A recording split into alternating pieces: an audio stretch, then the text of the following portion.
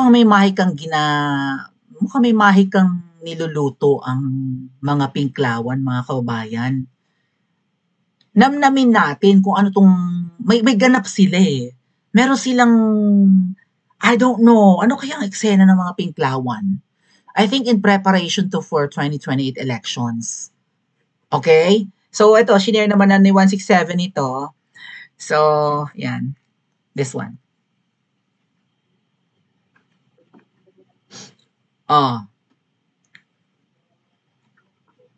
Ala, may naiisip ako. Sabi ni Trillianas the Fourth, both Bam and Lenny told me. And that time, if Lenny wins the 2022 presidential elections, she won't hand over the gong to the ICC. Kasi mga dad kuya, kaya natin ipinilit at binantayan ng gusto na itong 2022 elections, pinilit nating manalo si Ngiwi. Firstly, katandem niya si VP Sara. Secondly, ayaw natin na mapaghigantihan ng mga dilaw si PRRD. So sabi natin, kung si BFF Lenny ang uupo noong 2022, kung siya yung nanalo, baka ipabit-bit niya. Kasi bukang bibig nila yun, di ba? Maghiganti sila sa war on drugs, yada yada.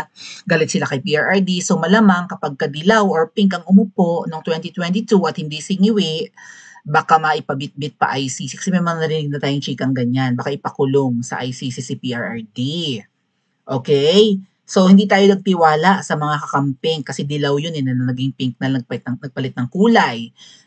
Nanalo si Ngiwi at hindi natin sukat akalain. Lahat tayo inabudol ng poki ng ino. Sekreto palang manok ng mga dilaw si Ngiwi ang poki ng ino. Naniniwala ako sa gaba, mga ate at kuya. Naniniwala ako sa bad karma. Lalo may edad yon, di ba, mga kababayan? Ako nga, di ba nakwento ko sa inyo, may isang buntis nga lang ako na hindi ko sinasadyang mapagtawanan. Kasi buntis nga siya, natapunan siya ng soft drink or ng soda. Kumakain kami. Natawa ako kasi biro mo laki-laki ng tiyan niya, bawal naman siya mag-soda or something. Tapos, siguro nga nagki-crave siya, baka naglilihi, no? Kumain ng pizza, tapos may soda na iniinom, natapunan yung tiyan niya. Ang lamig-lamig nun. Natawa talaga ako. Bata pa naman ako noon. Kasi nga 17 ako ngayon. Mga 15 years old pa lang ako noon. Aba, after kong matawa, pagbuhat ko ng drinks ko, di ko talaga malimutan yun, mga kababayan. Pagbuhat ko ng drinks ko para ako uminom, natapunan din ako ng drinks na iniinom ko. Inirapan ako nung buntis. Bakit? Siguro dahil anghel yung dinadala niya. Okay, nabasa nung iniinom niya, yung tiyan niya, nalamigan yung anghel sa loob. Naresbakan ako, nakarma agad ako, mga ati. Digital, matic. Hindi bumilang ng 1 minuto, basa rin ako. Worse, paglabas ko ng fast food na yun, hindi naman ako endorser. Basta yung fast food na sister company ng Jollibee, na pizza yung mga hinahanda nila. Tapos malalaki yung kanilang chicken. Nag-crave tuloy ako. Malalaki ang kanilang fried chicken kaysa sa Jollibee. Oy, Jollibee, ang 5K ko! Nag-crave ako ng pizza. Ibigay mo na, ipadala mo sa akin Gcash! Para makakain ako ng pizza mamaya. Tsaka soft drink. Kahit iced tea man lamang. Buisit. Okay, worst, paglabas ko nung fast food, basang-basa ako, manonood ako ng movie, kasi nga mahilig ako manood ng cinema, or pumunta ng cinema, ay, ang lamig ng sinihan, mga tat kuya, kaligtig ako sa loob. Gaba. Kaya doon, alam nyo, naniniwala ako sa ganyan, no? Sa bad karma and all that, sa golden rule, at itong ginawa ni na Ngiwi kay PRRD, may gaba ito. Hindi lang naman pamilyang Duterte ang kanilang ginalit. Agree? Ginalit nila ang napakaraming Pilipino. 'Di ba? Sari-sari na yung naiisip natin, ipinagdadasal na natin na sana'y maparusahan ng mga yawa na yan. Bakit ang tagal? Sana malaglag na ulit sa hagdanan. Charot. Sana dumugo ulit ang gums or whatever. Anyway, so ito na yung naiba yung tono ng mga Pinklawan. At ang nakakaloka sa mga Pinklawan ngayon, hindi sila galit kay Marcos Jr. Hindi kaya ito ay may mga 3 kahilingan na napagbigyan or something? 'Di ba? Sabi naman ni Banana Queen, taray Banana Queen ba? Wala akong kaalam-alam. Sabi ni Banana Queen, naaalala ko pa ba ikaw ay nakilala, nakakakilig, nakakaloka. Ay, hindi pala. Naaalala ko pa noong nasa Bicol kami ni VP Mayor Lenny Ngani nga para kito sa charot lang. Ano ba yung mga sinabi ko? Dai ka magpararibok manay. Ilang araw lang nakalipas ng pagkaaresto kay Duterte sa harap ng media, sinabi niya to, ang unang hakbang tungo sa pananagutan at hostisya. As a friendly and ally, I can attest to VP or Mayor Lenny's unwavering commitment to justice and human rights. Ano to? Nagko-contradict sila? Ilang araw lang nakalipas ng pagkaaresto kayo sa harap ng media, sinabi niya na ito ang unang hakbang patungo sa... Ano ba yan? Ano ba ito? Nagkakasundo ba yung sinasabi ni Anis? Conflicting ba to? Ang sinasabi ni Banana Queen ba? Ni Congresswoman Laila de Lima, ang paghuli kay PRRD ay unang hakbang. Ganon? Patungo sa hostisya. Pero ang sabi naman ni Trillanes IV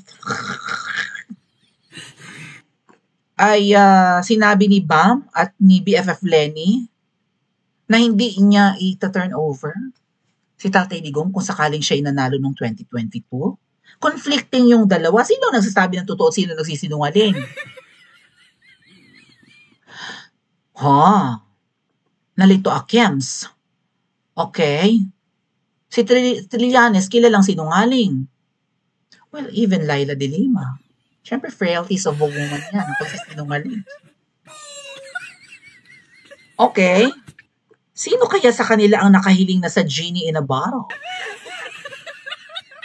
Feeling ko ang nakahiling sa Genie in a Bottle ay yung sumasayaw ng Macarena. Tama ba? Kasi yung isa natalo eh. Right?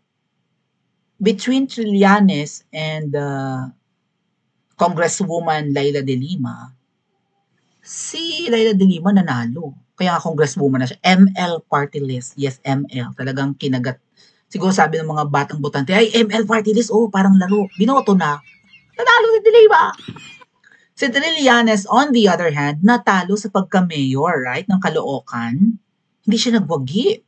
Hindi siya gusto ng mga taga-Caloocan. Nag-iikot yan, di ba? Nag-house to house si Trillanes.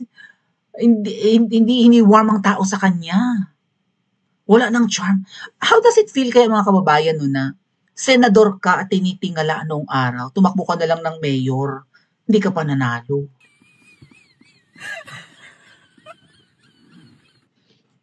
Kung binigyan sila ng 3 wishes ng Genie in a Bottle, kaninong kahilingan ang tinupad? And ano yung gusto nilang palabasin dito mga kababayan? Hindi ba ito ay preparation? Ito ba ay pagpapabango kay BFF Lenny? Si Lenny ba ang posibleng candidate ng mga Pinks pagdating ng 2028? Paano si Risa? Gustong-gusto din ni Risa Ontiveros na maging presidential candidate in 2028. Sino ang gugustuhin ng mga Pinks na maging presidential candidates nila? Si Risa or si BFF Lenny? At sa dalawang babaeng yan, kanino makikipag-tandem? Si Trillanes. Kasi gustong-gusto ni Trillanes, ipagtanggol. Duterte. Sabi ng mga nag-rally for Trillanes noon sa Senate, nagkamali-mali pa. Mukhang binigyan lang talaga ng 500. Tama ba? Duterte, sabi ng isa doon. Mag-ingat ang dalawang babaeng to kay Trillanes, right? Kasi si Trillanes noon, gustong-gusto niya na maging vice president ni PRRD. Inisnab siya ni PRRD. Kaya gustong-gustong magiganti ni Trillanes kay Tatay Digong. Unang month pa lang ba ni Tatay Digong bilang presidente ng Pilipinas, may humaging agad na bala. Naghihinala yata si PRRD na kagagawan yun ni Trillanes. Tama ba? Sana hindi, no? Naalala nyo, may kinikwento sa Tatay Digong na ganyan. Delikado raw maging vice president si Trillanes. Delikado ang magiging presidente. Ngayon, sino sa dalawang kababaihan ang kukunin si Trillanes as their running mate come 2028? Si BFF Lenny or si Madam Risa? Pa-comment po sa comment section at mag-like and subscribe din po kayo.